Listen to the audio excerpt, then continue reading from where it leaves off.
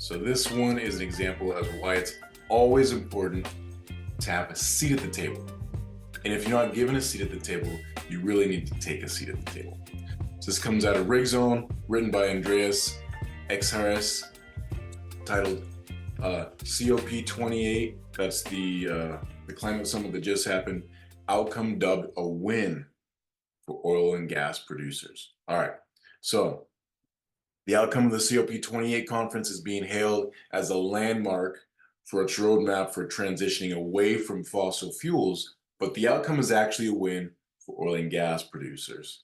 That's what Eleanor Wald, president of Transversal Consulting, told Rigzone, adding that, quote, language affirming the long called for phase out of oil, coal, and gas was rejected, in large part due to objections by oil and gas producing countries like Saudi Arabia. The truth is that the world needs hydrocarbons to maintain the modern way of life and for developing countries to improve their quality of life, Wald noted. Quote, even those who pushed for the phase-out language would not have been able to be present at the conference in the United Arab Emirates without hydrocarbons, Wald went on to state.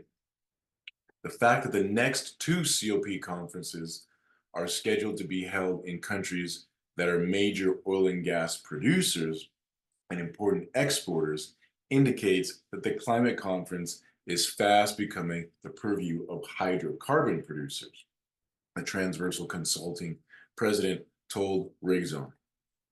Wald also said it is unlikely that any phase-down language will ever be agreed to now that oil and gas producers are taking a major role in the conferences.